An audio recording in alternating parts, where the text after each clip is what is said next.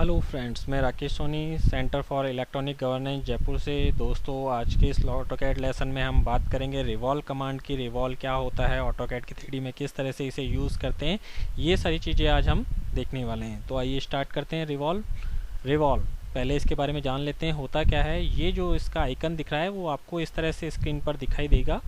उसको यूज़ लेते हुए आप किसी भी ऑब्जेक्ट को रिवॉल्व कर सकते हैं।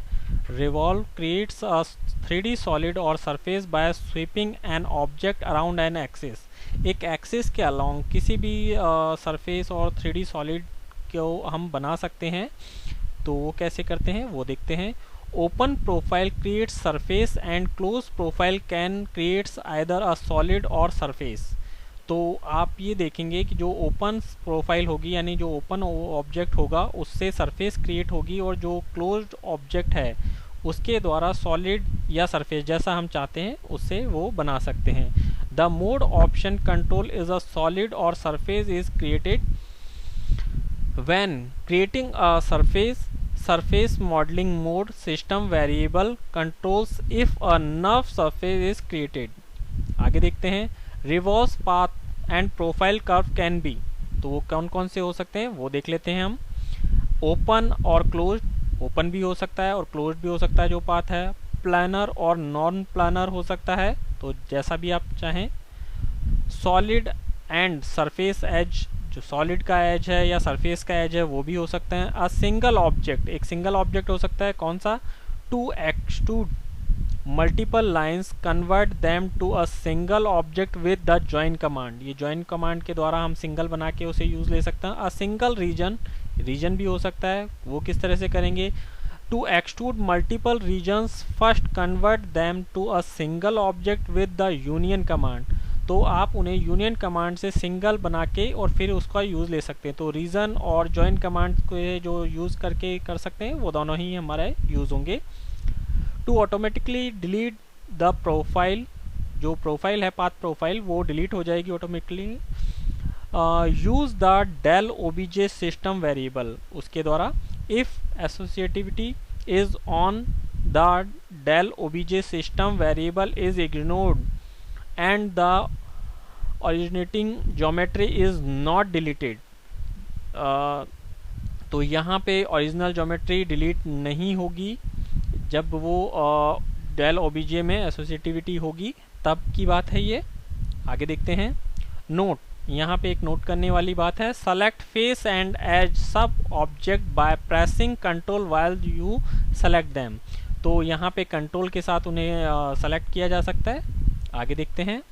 You can not revolve object contained with in a block, तो आप ब्लॉक को कभी भी रिवॉल्व नहीं कर सकते हैं, ये ध्यान में रखने वाली बात है। तो ब्लॉक कभी भी इससे रिवॉल्व नहीं होगा। और object that will self intersect, अगर कोई ऑब्जेक्ट आपस में ही अपने आप में ही अगर वो इंटरसेक्ट कर रहा है तो वो भी आपका रिवॉल्व नहीं होने वाला है। तो यहाँ पे ये ध्यान में रखने वाली बातें हैं कि एक तो ब्लॉक को कभी भी आप रिवॉल्व नहीं कर पाएंगे, और जो ऑब्जेक्ट आपस में सेल्फ इंटरसेक्ट कर रहा है वो भी नहीं हो पाएगा। तो revolve ignores the wide of a polyline and revolves from the centre of the path of the polyline. तो यहाँ पे वो उसकी विड्थ भी इग्नोर करता है। आगे देखते हैं। The right hand rule determines the positive direction and rotation. तो यहाँ पे राइट हैंडेड रूल्स डिटरमाइन होगा पॉजिटिव डायरेक्शन के लिए, रोटेट करने के लिए। अब यहाँ पे देखने वाली बात है इसमें क्या क्या ऑप्शन होते हैं, क्या क्या हमें यूज़ लेने होंगे जिनके द्वारा हम उसे रिवॉल्व कर पाएँ। तो यहाँ पे है लिस्ट ऑफ प्रॉम्प्ट्स। तो क्या क्या लिस्ट है वो हम देख लेते हैं। The following prompts are displayed, तो क्या क्या डिस्प्ले होंगे हमें। सबसे पहले है ऑब्जेक्ट टू रिवॉल्व, पहले वो ऑब्जेक्ट होगा जिसे हम रिवॉल्व करना चाहते हैं। Specify the object to be revolve about an axis, तो यहाँ पे अगर क्लोज ऑब्जेक्ट होगा तो वो सरफेस या सॉलिड दोनों में कन्वर्ट हो सकता है, जबकि ओपन ऑब्जेक्ट हमेशा सरफेस में ही कन्वर्ट होगा और रिवॉल्व होने के बाद ऐसा होगा। तो ये आपको ध्यान रखना है। आगे देखते हैं। मोड, इसमें जो मोड होता है वो क्या करेगा। control whether the revolve action create a solid or a surface तो दोनों में ही, जैसा कि मैंने बताया पहले, दोनों में ही कन्वर्ट हो सकता है। मोड के द्वारा हम वो चेंज कर सकते हैं, सरफेस बनाना है या सॉलिड बनाना है वो हम पे डिपेंड करता है। अगर क्लोज ऑब्जेक्ट है तो, अगर ओपन है तो वो ओनली सरफेस में ही कन्वर्ट होगा।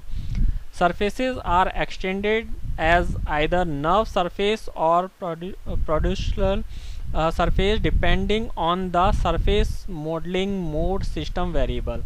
तो ये सरफेस मॉडलिंग मोड पर ही डिपेंड करता है कि हम उसे किस में कन्वर्ट करें।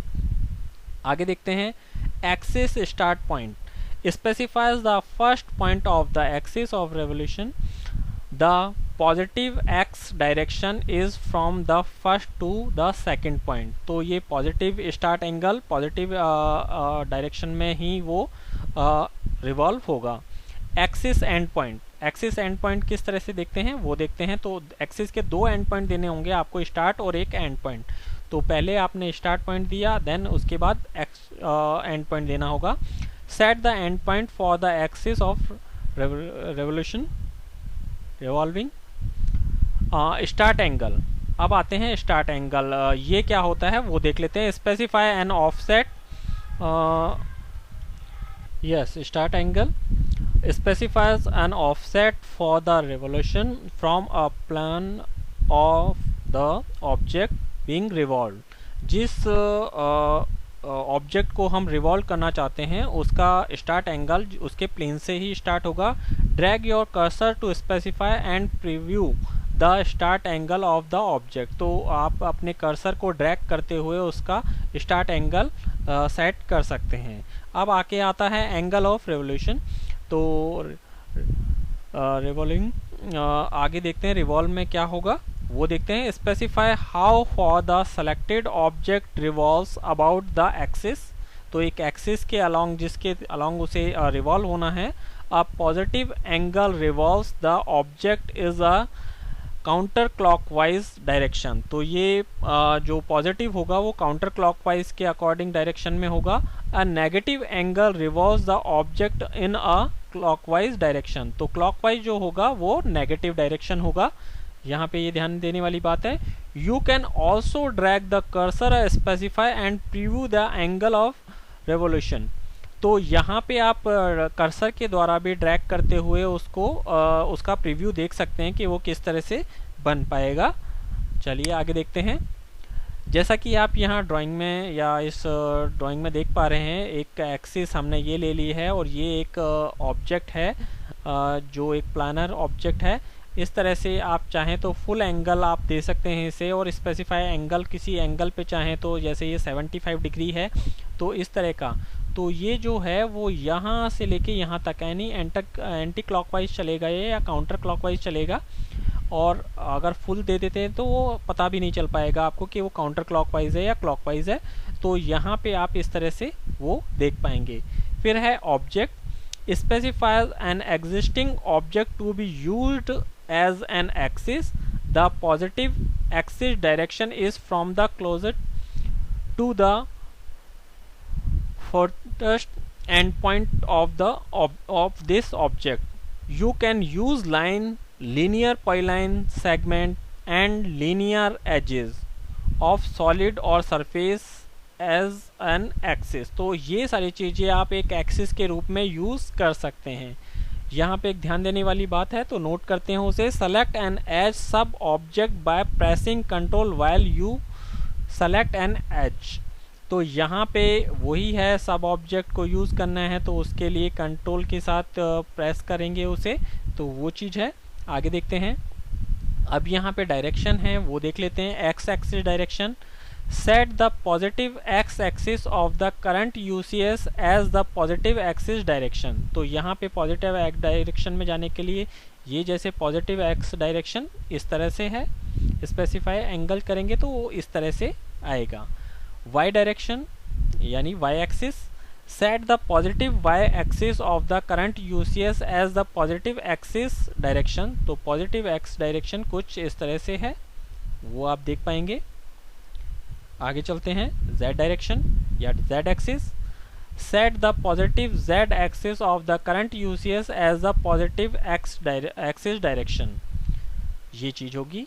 रिवर्स, यहाँ पे एक ऑप्शन आपको मिलता है रिवर्स का। वो क्या होता है, जैसे कि आप ड्राइंग में देख रहे हैं, ये पॉजिटिव ये नेगेटिव है, तो देख लेते हैं। जो changes the direction of the revolve similar the entering a minus angle value the revolve object on the right show, जो राइट में आपको दिख रहा है वो इस तरह से ये आएगा,